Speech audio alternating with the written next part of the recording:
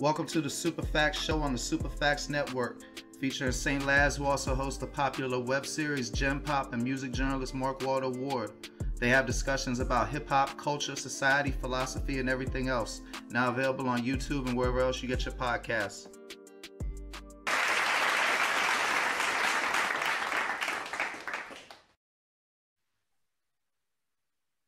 What up, world? It's your boy Mark Walter Ward, Superfacts Show, Superfacts Network. I got Nic Soprano with me tonight, well-regarded Baltimore rapper. Are you currently a correctional officer or formerly a correctional officer? I'm retired now, brother. Retired correctional officer. I did an episode with Cars Face Up, Ty Hill. Go check that out on my feed. And I made comments about Rick Ross that caused this man to reach out to me on Facebook, and we had some he disagreed with some of my takes, but we had some pretty intelligent discourse, in my opinion. So, man, you wanted to respond to the floor, and we're gonna talk about hip hop after this too. But you want to respond? The floor is yours, brother.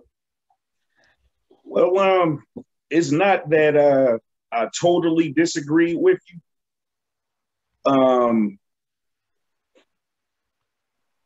It's more to it, and that's why I wanted to come on your platform so we could discuss it. Because as far as some of these kids out there, I want this also to be a learning lesson for them. Right. Because as far as me being a retired correctional officer now, it's much more to that when it comes down to me. So I just wanted to get on your platform or whatever, to elaborate to my world. And I mean, I've been locked up. I know every CO wasn't fucked up. Some of them was cool and all that good shit. Yeah, because I mean, you talked about how you did a stretch yourself. So I mean, it's the whole world in there compared to the outside. Yeah.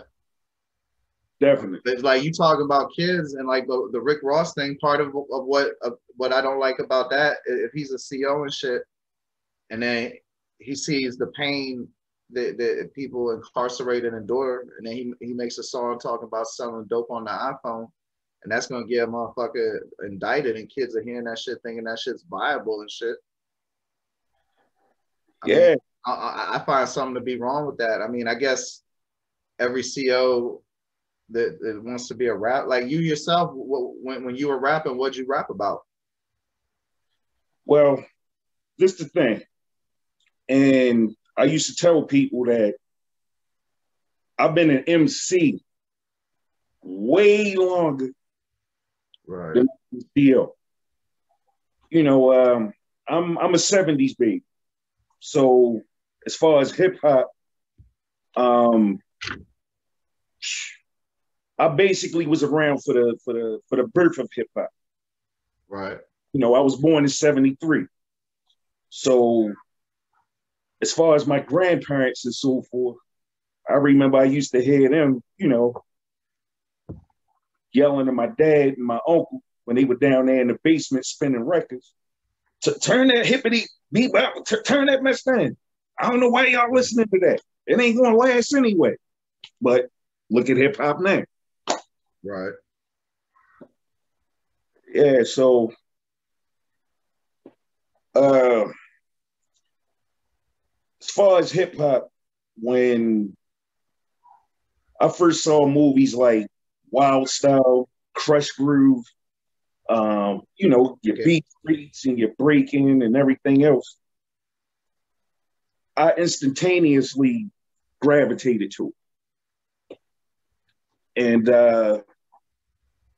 I had a few groups, was in and out of a few groups and trying to make moves and make waves as far as the music. But things changed after the birth of my first kid.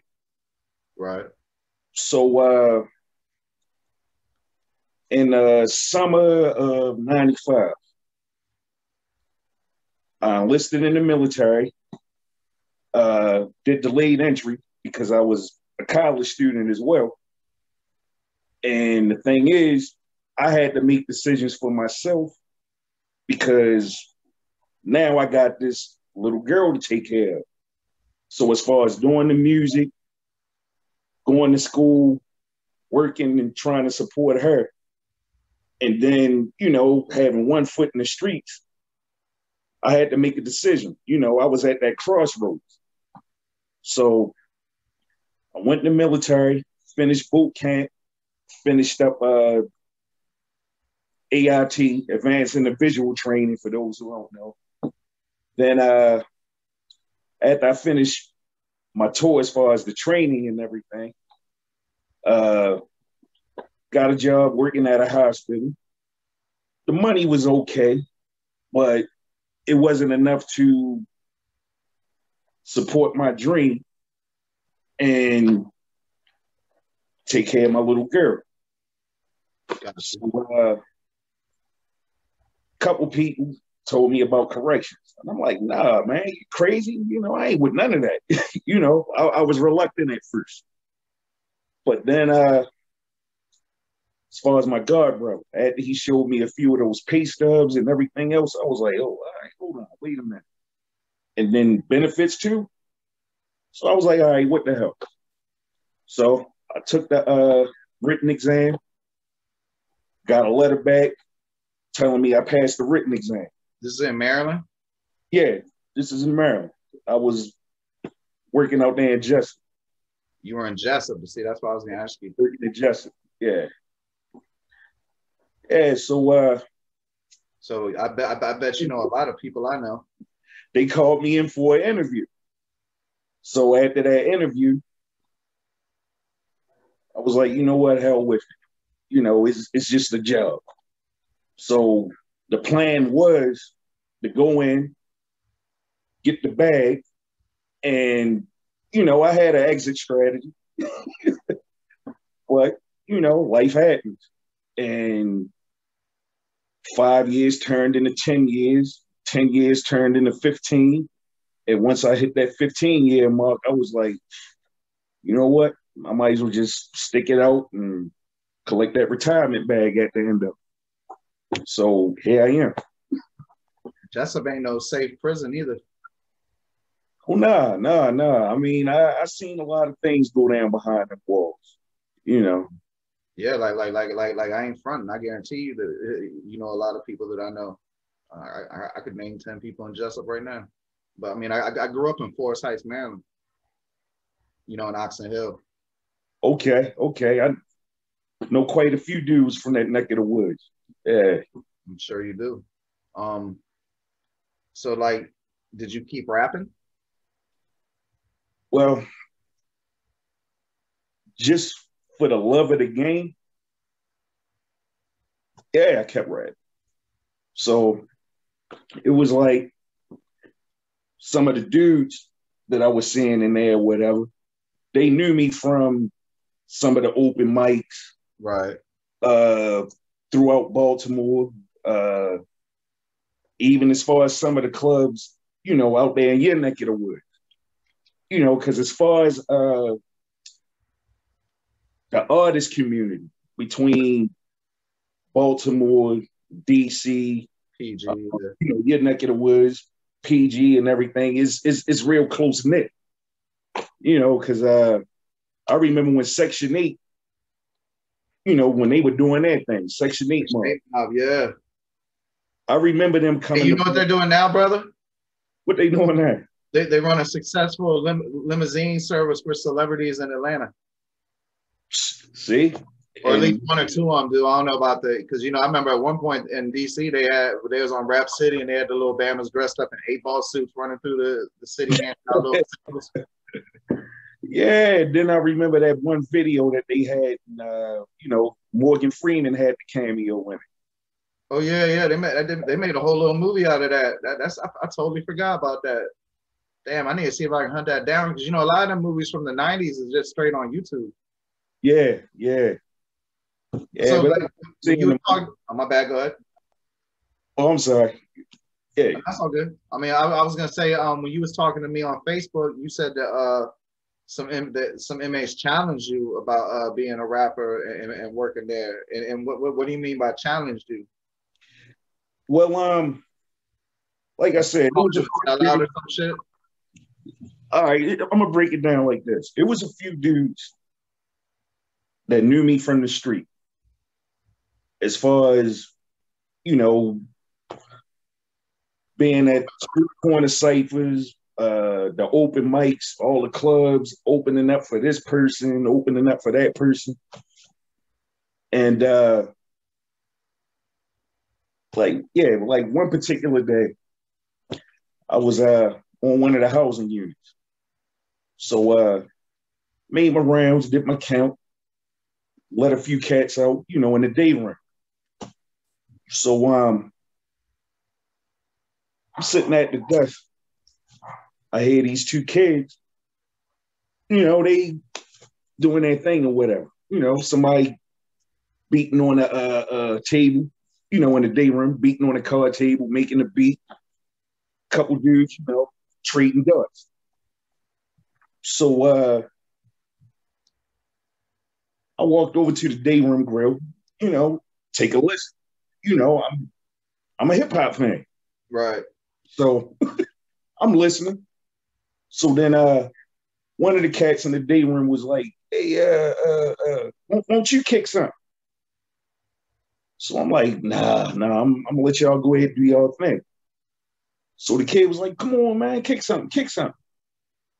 So a couple of the dudes at the table, they turned, looked at me, was like, you rap, you spit? I'm like, yeah, I do my thing a little bit. Well, all right, let me hear something. So I was like, all right, gave it to him. So they looking in shock, like, hold up, what's up with this dude? What is he on? He in his uniform and all that, spitting this, spitting that. So it was a big conversation about that. But I had to let those cats know. Don't let this uniform fool you. Some of those same streets that you walked on, I've been there and done that. I wasn't a CEO all my life. And if you know anything about Baltimore, I'm quite sure you heard about Edmondson Village.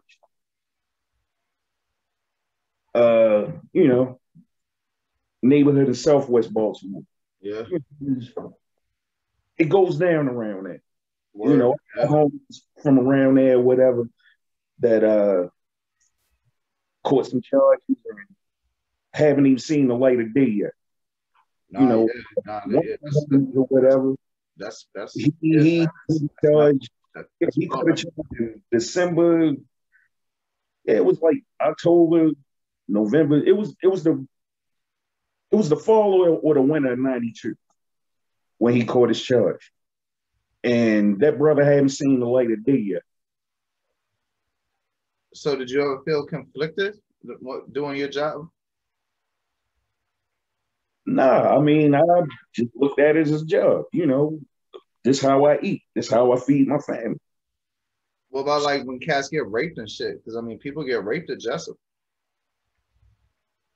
Well, that part, I mean, I can't. Right. I'm not saying that like you witnessed it or enabled it or any such way, but like that shit. I mean, I know you can tell. Yeah, I mean, it's a bunch of sharks in there. Yeah. There's a bunch of wolves in there. Yeah. And it's dog eat dog.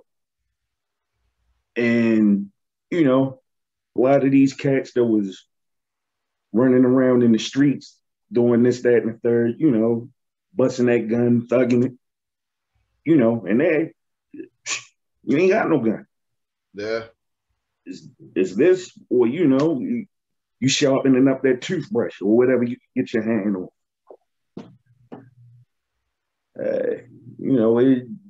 It's real in that. So a lot of these kids that are out there,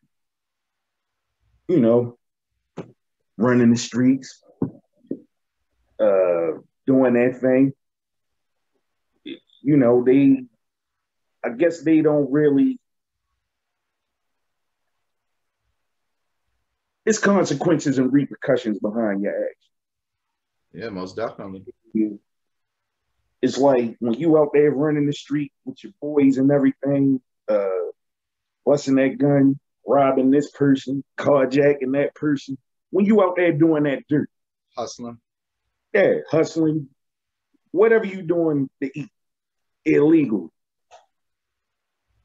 Once you in that courtroom and that judge bang that gavel, send you upstate, 30, 40, 50, whatever he hits you with. Even 5, bro. I mean, like, even a year, you know? Yeah, the only people you got holding you down is Mama and Little Debbie. And you need money for Little Debbie. Or, and them noodles. but, you know, me being on the other side of it, you know, we talking about all that sensational shit, and, like, it do go down, but, like, that shit is like a small percentage of the time. I mean, I don't imagine the COs would get lonely, but, you know, for me, the worst part was being lonely and being bored. And, like, that shit gotta be boring for y'all, too. Well, I mean, it's like this. As far as when I went to work, you had your days and everything, but for the most part, when I worked my housing unit and so forth, I wasn't all about being Mr. Tuffy or Super Cop. You know those types. Yeah. You know, when I came across some of those brothers in there and everything, you know, I kept it a bean with. And as far as on the weekends, you know, when they show those movies and so forth, right? Back in the day or whatever, when those Smack DVDs were out, you know, I talked to the superiors and so forth, and I was bringing the Smack joints in. I mean, that's dope. You know, because a lot of those brothers and so forth behind that wall, you know, had a lot of talent, love for music, just like how I had a love for music. So when I was able to bring, you know, those Smack DVDs in, and then as far as Morgan Radio, 88.9, when my man Ak was the host there, and, you know, my brother DJ Ronnie Dunn, and when they were spinning, you know, hip hop from 12 midnight to 5 in the morning, you know, I was telling some of those cats in there, you know, on the inside, listen to the station. You know, besides some of the New York rap or whatever region where they were getting music from, that station showed love to a lot of local artists. And I was one of those artists where, you know, they played my music. So, you know, I turned a lot of the dudes onto the station. Gotcha. Just to help them get through that time. So they look forward to those Friday nights, you know, 12 midnight, tuning in.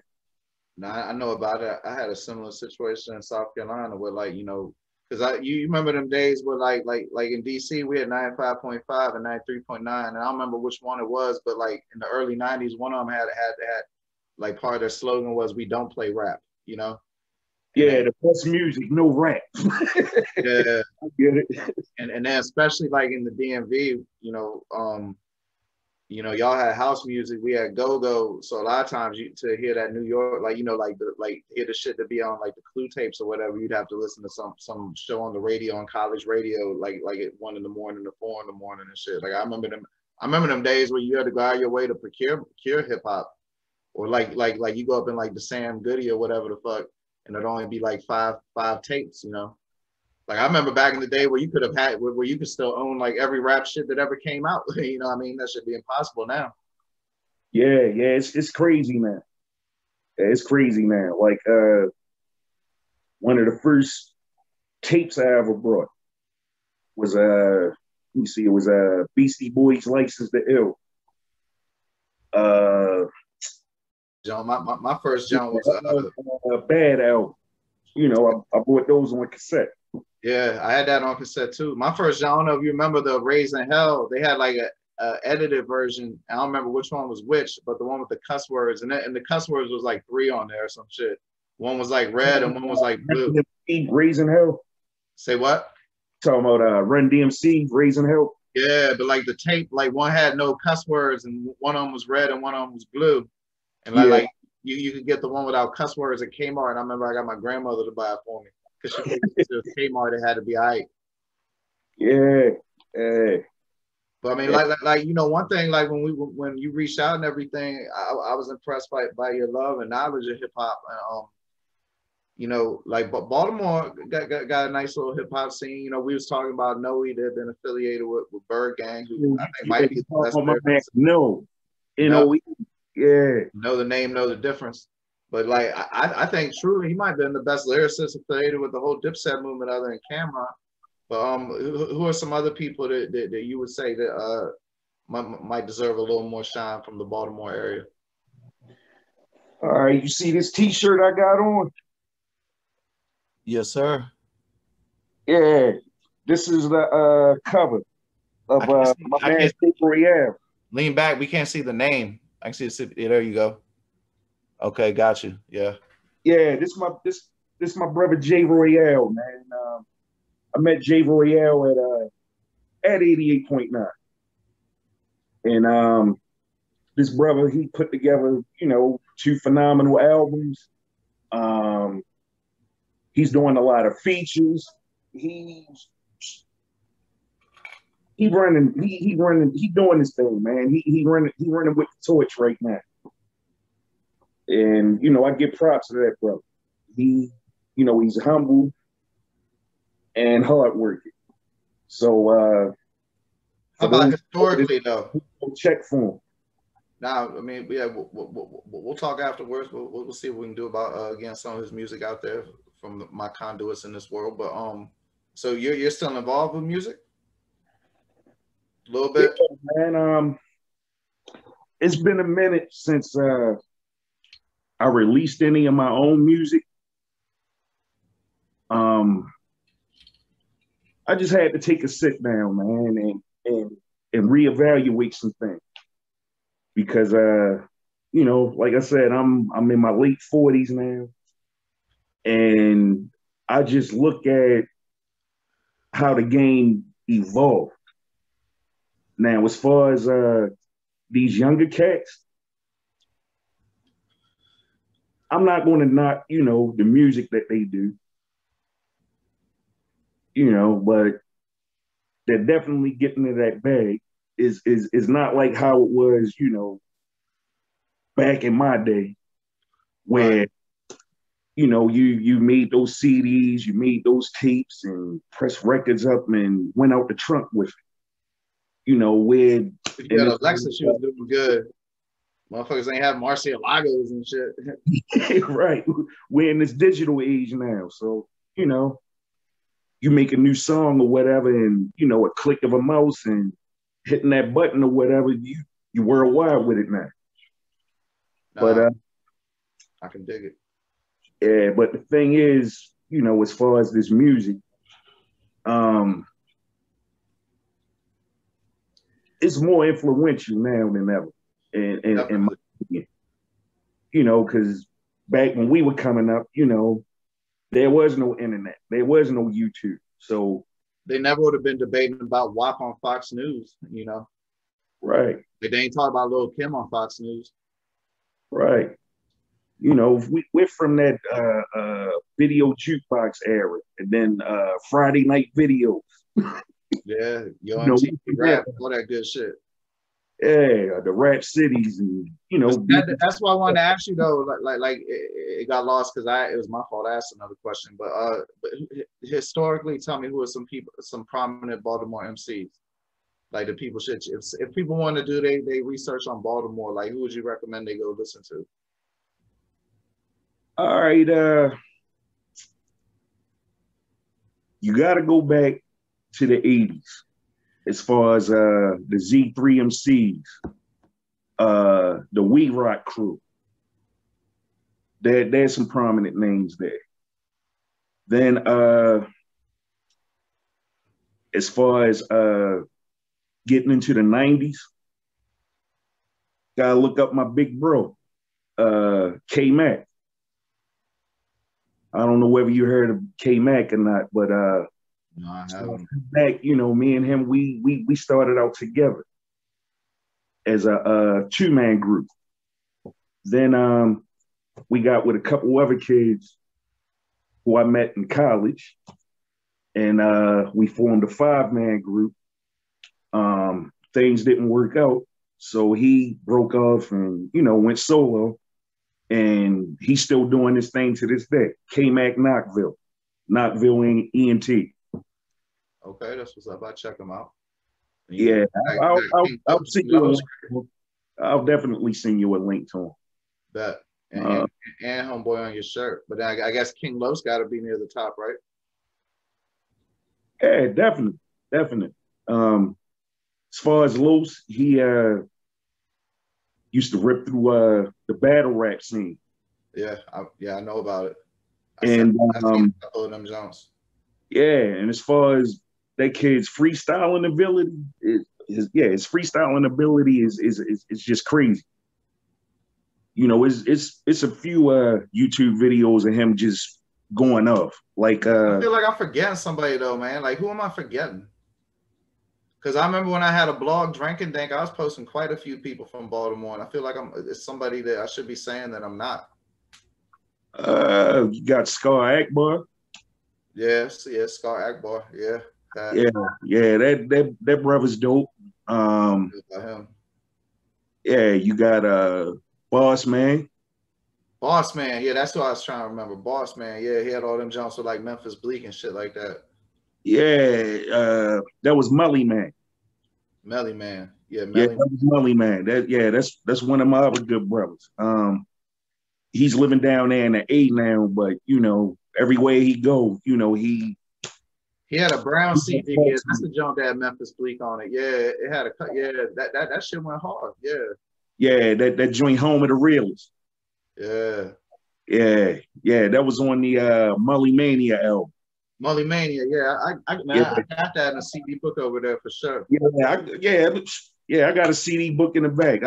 Matter of fact, I got a whole I should have brought it out with me, but I got a whole case with Baltimore artists, and you know, I mean, I got all them no jumps. You know, I got like at least 10 different no CDs. I even got the Baltimore Bangers jump the group he had.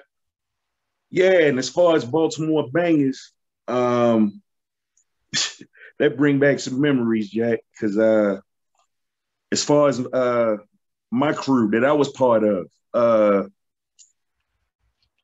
two people from my crew was part of Baltimore Bangers. My homegirl C Notes. Yeah, C Notes. Yeah, C Notes. She down in Atlanta. C Notes dope. Yeah. That's SII Notes. Yeah, C Notes and my man Draco. And then you know, my other lives in Baltimore Bangers whose name starts with an M, who be putting out a bunch of solo projects. I feel terrible. I don't remember his name. I done did covers for him and everything. You said his name start with an M? Yeah. Let's see. He put out mad man. I done did like 5 covers for this dude too. Like, it's terrible. I don't remember. I'm trying to name all the bangers now. Let me see. You had Draco, C Notes, Hooli Shalom, Lano. That's Lano. That's who I was trying to. Lano. Yeah, Lano. Yeah, Lano, and then Rico Reed. Yeah. Man, that dude Lano is a super real one. Yeah. Good brother, man. Good brother. Yeah. As far as me and I remember we went out to see him where he lived at, and like he ensured our safety and everything, and it was, I don't know, it was like some cinematic ass shit. Y'all was over there in 4x4.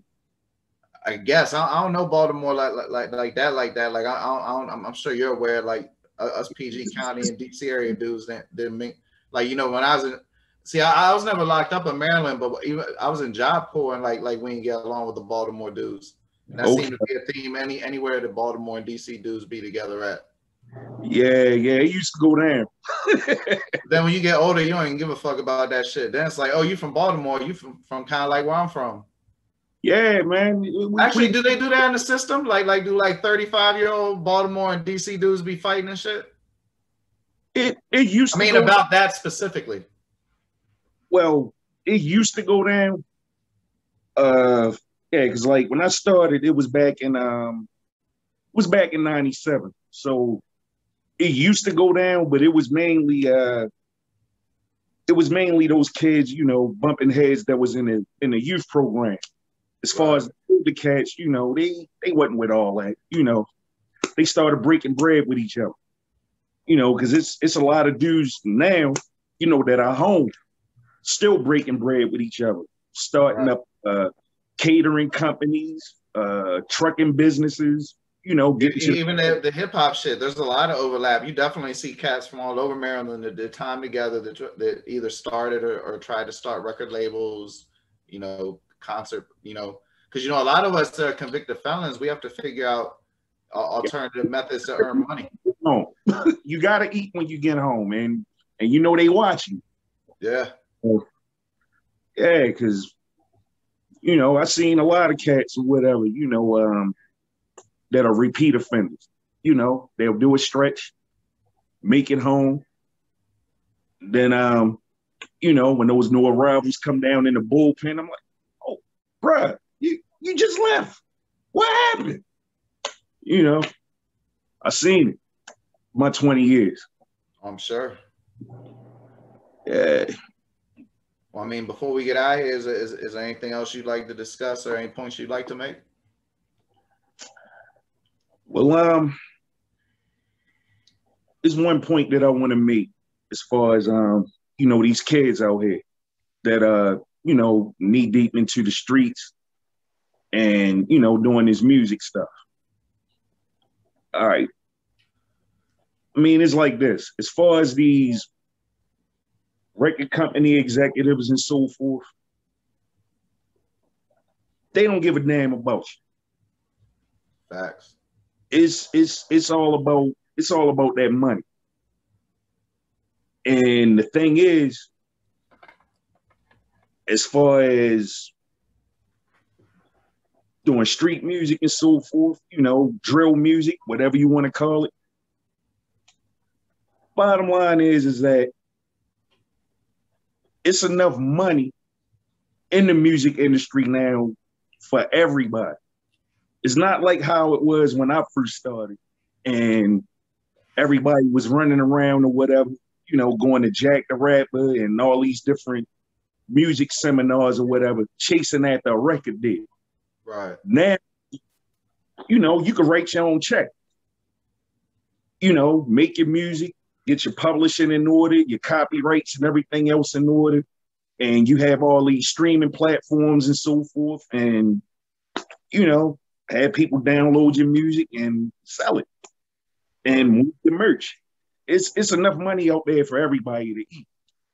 But with these labels and everything now and having these kids, sign these 360 deals, so on and so forth, basically they're profiting off of death.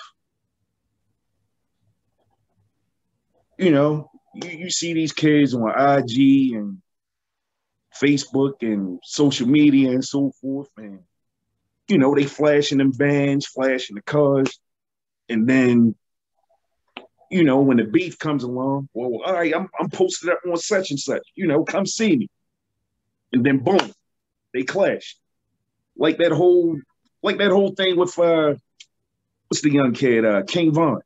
Yeah, all that was caught, on IG Live. It's crazy. Yeah, I mean, that's just unnecessary. I mean, you're right about that. I mean, the energy. I think one point you're trying to make is if you're not about that, you don't even have to rap about that to be financially successful. If you put that energy out there, that energy will return to you. I've definitely seen cats who weren't really in the streets like that make street music and then have to associate with street people, and then they face street consequences. Yeah, I mean, I hate to mention the kid's name, on your platform or whatever, but I look at the whole 6ix9ine situation. I mean, when it was time for him to go in that courtroom, you know, they painted the picture as far as him being this humble, innocent kid caught up with all these gangsters. Right. But wasn't like that at all. If he had held his water, that the prosecutor wouldn't have been painting that picture about him. Right. Right. I mean, that's the thing, man. You live by the gun, you die by it. And when you out there, you know, rapping about that gangster stuff, there's going to be somebody out there that's going to put it to a test. Yeah, because I mean, shit, real gangsters can make a name off knocking you off your pedestal. Right, right, right. I mean, it's chess, not checkers. And then if you food, that train is never late. The best you can hope for is that you just get long-term extorted. You know. Exactly. And you know, the crazy thing is, you know, he went to court, testified on this person and that person, and they sat him down for a minute, and now he's back home, and you get all the antics. Well, you know, talking about No, you know, one of them dudes was in his picture right over my shoulder, Mel Matrix. He was in Bird Gang with No. Yeah, and that's the crazy thing, man. I met Mel. Yeah, me too. Yeah, I met Mel, man. Yeah, the big homie called me, my partner Donnie, and Draco up, was like, "Hey, look, man, you know what y'all doing?" So, you know, like nothing. What's up? Yeah, I need y'all to come to New York. So, I picked the crew up. We hit 95 North, and our first stop was this spot called Brooklyn Bowl. So No had one of his homies with him, and we walked in. He introduced us to Dame Dash. So in the bowling alley, you know, chopping it up with Dame, and then in walks in Mos Def. So me, you know, I'm around the Black Rock time. This must be around the Black Keys, Black Rock time. They was all on that rock album together. Yeah, you had Black Rock, and then this story right here gets better. You had Black Rock. So we're in a bowling alley, you know, we're chopping it up with Dane, chopping it up with Mos Def, and we leave there, and then we go over to Quad.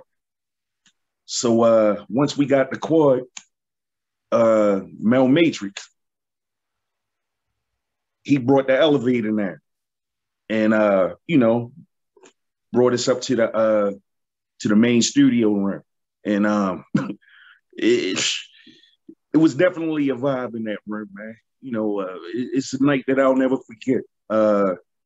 Jim Jones at the time was wrapping up the Ghost of Rich Porter mix CD.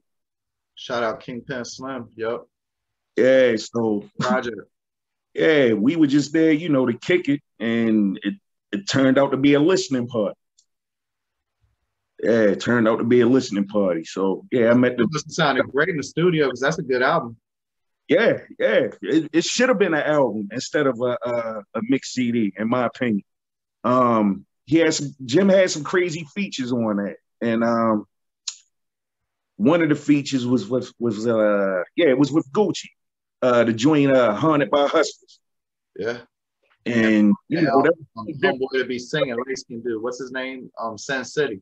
Yeah, Sin City. Yeah. Then you had Kingpin Slim from DC had a monster verse on one of them jumps. I think it was like number 15. I don't be knowing song names, brother. I'm still old school. I remember what number they is on the CD and shit. Yeah. I'm gonna have to go back and I'm gonna have to revisit that. I got the CD sitting in the back somewhere. I'm gonna have to go back and revisit it. Or if not, I might be able to get it off YouTube Music, because a lot of that stuff. Oh, that is definitely on live mixtapes. Okay, yeah, I'm gonna have to go back and revisit that. Yeah, most of them shits, the bigger mixtapes, if they don't make it to Spotify or whatever, they still live on Dat Piff for live mixtapes. You can usually find most of that shit. No got a lot of shit on Dat Piff. Yeah, he does. The Gone Till November. Matter of fact, the Baltimore Bangers project is on there as well. Yep, definitely. Yeah. And then the No Remorse album. When he first dropped that through Bandcamp, and that was a minute ago when he dropped No Remorse. I didn't know anything about Bandcamp. Yeah. And I see a lot of dudes releasing their music through Bandcamp, man. And you know who Aguilar is? Used to be Adolf the Assassin. Oh yeah. He man, bro, he puts out like 10 albums on Bandcamp, digital or CDs every year. Yeah. Bandcamp is something special, man. As a matter of fact, my man Royale, he dropped his projects on Bandcamp, and that's where I saw this T-shirt and some of the other merch that he had. And you got dudes pressing up wax again and everything, and cassette tapes. Yeah. I mean, you can get 1,000 single records, like not like a whole album is a double LP, but you can do an EP and it'd be one record, right? You can get for about 3,000 to 3,500. You can get 1,000 of them pressed up, with cover art and all that shit, and the name on the right, like it looked professional, Yeah. And if you sell them hoes for $20, that means you made 20 racks off a $300 to $3,500 investment. And even if it takes you like 6 months to do that, you do that twice a year. That's 34,000 before taxes. Yeah. And you get numbers like that, you'll start getting shows. So like you said, like there's avenues and effort.